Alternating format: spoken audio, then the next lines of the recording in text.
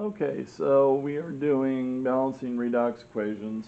They are the same process. Sometimes they're more difficult, sometimes they're a lot easier. We're going to go ahead and get started with this one. We're going to see this one, which is by itself, zero charge, by itself, zero charge. So you have to know how to assign oxidation numbers. And I got a positive 1 charge here and a negative 2 charge here. So now what we're going to do is we're going to compare our charges from left to right. So I've got K with a 0 charge here going to K with a plus 1 charge. I'm not going to worry about this part right now. And then I'm going to go, again, half reaction. Sorry about that. That's what it's called because I'm just taking half of this stuff. Comparing charges from left to right since the charge has changed. Now we're going to go S8 to the 0, and again you'll notice there's a change in the charge. Now let's go ahead and figure out what we call electron transfer.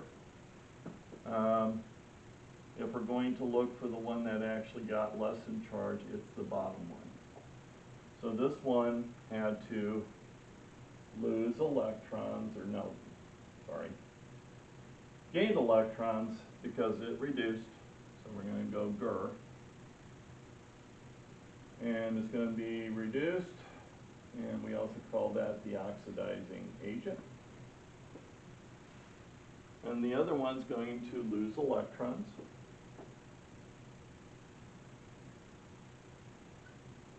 and it's oxidized, and it's a reducing agent. So again, I'm going to be comparing charges. I'm going from 0 to a positive 1. That's my first half reaction. And then going from the 0 to a negative 2 charge, which is it right here. By the way, I have to keep this guy at the bottom, that little subscript, because it's by itself, it goes together. Now we have to make our electrons equal. First of all, we look for the one that lost electrons, because if you lose, let's say you're driving down the street, and you lose your muffler will actually fall behind. Of course, the car will keep going. Make sure I spell muffler right. Okay, so of course the muffler doesn't fall in front of the car unless you have a weird car. Now we're going to go ahead and make sure our electrons are equal. Since we lose, we're going to put it at the end. So if I lose electrons, my difference between the charges is 1. So I'm going to put my 1 electron here because we want to make both sides equal as far as charge.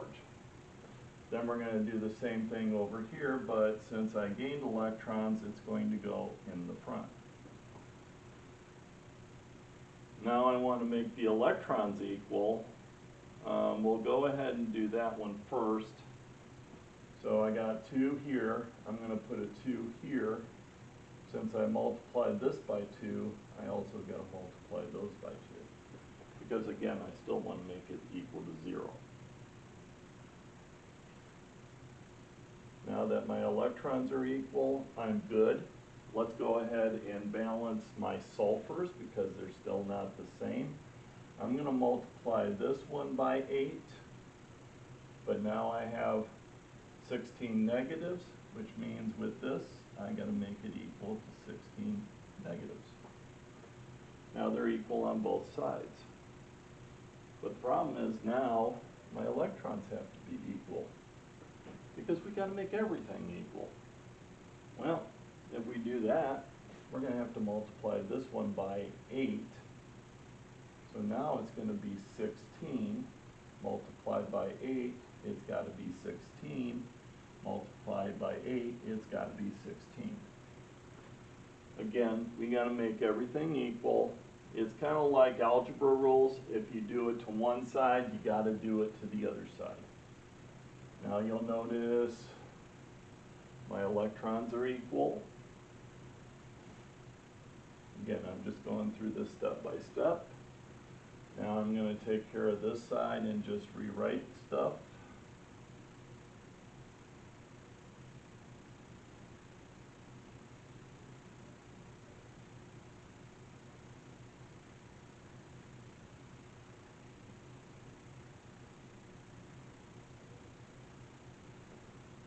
Now if you go ahead and you just start counting, you're going to notice that I have 16 Ks, 16 Ks, 8 S's, 8 S's. My overall charge here are both 0, and I have 16 positives and 16 negatives. This is my balanced redox equation. So this is the whole process as far as doing it.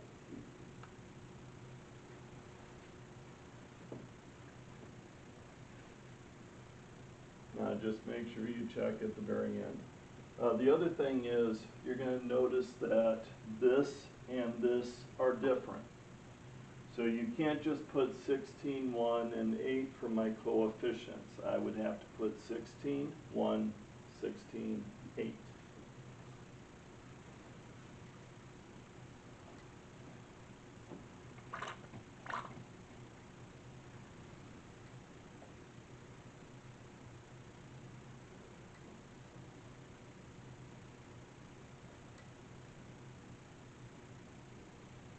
Now again, there are ones that are a little simpler, so I'm going to kind of switch back and forth between the ones that are a little bit more complicated to the ones that are actually a lot easier. So let's go ahead and do one that's a little easier. Let's go Li plus, let's go Se, Li2Se. That's going to show the balancing. This is going to be a synthesis reaction, but synthesis also are classified as redox equations. So we've got 0, 0. We've got a negative plus 1, because Li is always a plus 1, and Si is a negative 2. Now we're going to do our half reaction. Now you could go ahead and look at the top and figure out actually which one is, but we've got to write the whole thing out anyway. You'll notice I do not take any coefficients from here. I don't have to. I don't have any subscripts that are by itself, so I'm good on that one. So you're going to notice this one's going to be a little bit easier as far as my redox balancing. You're going to notice the bottom one actually reduced or got smaller as far as charge. So we're going to say it's reduced. It's an oxidizing agent. And since it's reduced, we call this guy GR, gains electrons, reduced. And then the top one's going to be LEO. It's going to be oxidized, and we call this the reducing agent.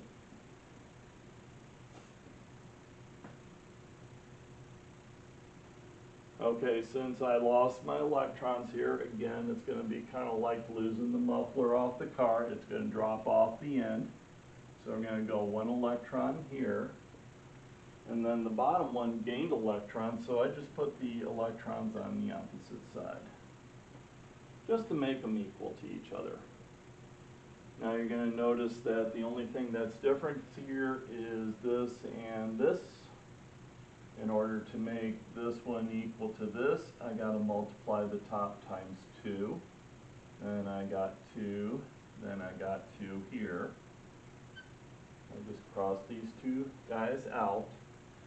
You're going to see the ones on the left-hand side.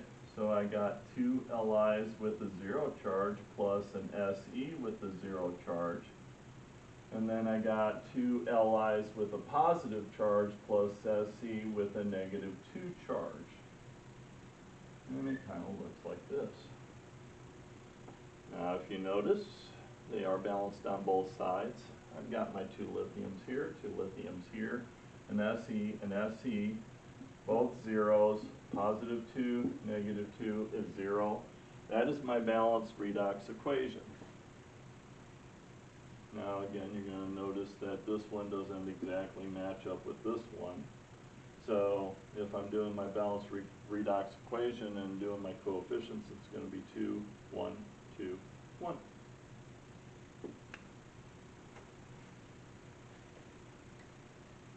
Now, are they all going to be like this? No.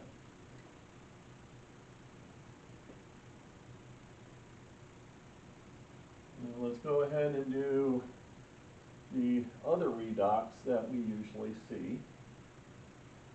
So if we're going to do redox as far as looking at the types of compounds or the types of reactions we're dealing with, we have 4 that actually go through this process. I'll go ahead and go with the one here that we're going to be covering, which is going to be my combustion reaction. We also have single replacements, decompositions, and synthesis. The only one that doesn't go through it is a double replacement.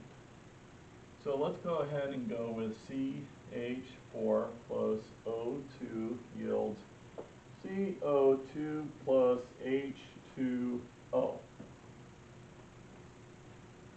Now we're just going to go ahead, we're going to have to balance. So we're going to balance just like this.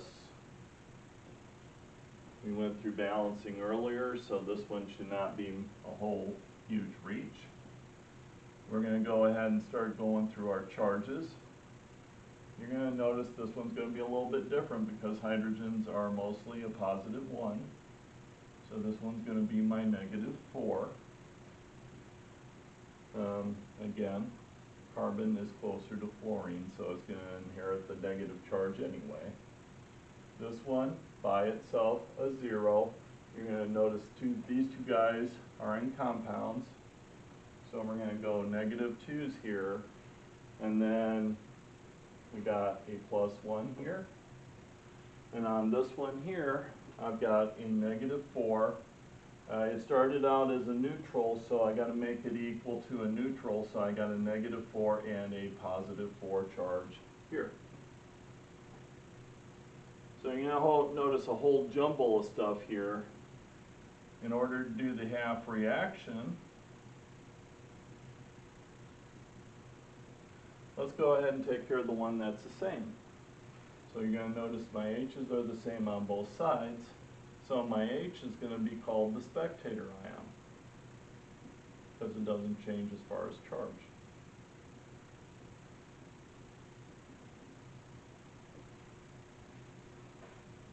And I'll just go ahead and put H because it's +1 on both sides. Now the next thing I'm going to do is I'm going to look at my changes in charge. Well, the first one that you really notice are my carbons. So I've got carbon with a -4 charge going to carbon with a +4 charge. And then my other is oxygen. You're going to notice it's in 2 places here, but the charges are the same. So I don't have to really worry about that. I do have to worry about the subscript because this all goes together. And then it's going to go O to the -2 charge. Again, going from left to right. Now again, which one reduced or got smaller? Well, my charge got smaller here. So we're going to call this one reduced. And it's an oxidizing agent because it gains electrons. We call that one Fer. And then the top one was oxidized. And again, we do the opposite, reducing agent. And this one is called a loser of electrons, or oxidized. Well, if I lost electrons again, it drops off the back. You got to be a little bit careful with this because I do have to make the charges equal. I'm going to have to go 8 electrons because my difference between these two numbers, remember I got to go to 0, then up to this one. So it's going to be 4 to get to 0, and then an additional 4 to get up to here, so it's going to be 8. Then on this one here, you gain electrons. We're going to go over here with this. Now you're going to notice the big thing here is that subscript's not matching with here, so we got to make it equal to each other. So I made those two equal, but now this one's going to change, and I'm going to have to make this equal to 4. and you can just go ahead and make it equal to 4, because they got to be the same on both sides. Let's go and ahead and get rid of the spectator ion part. Now again, you're going to notice it's a process, and the steps are kind of easy, but again, you're going to have to watch it because it's got some little different things on it. Now you're going to notice that this one and this one are not equal to each other. So in order to make this one equal to this one, as far as my electrons, I'm going to have to multiply that one by 2, this one by 2, and this one by 2. Again, it's kind of like algebra. Oh, and multiplying this by 2, sorry about that, is now 8. So now they're equal on both sides as far as my 8s on my electrons. Now I'm going to just rewrite it so we got the ones on the correct side.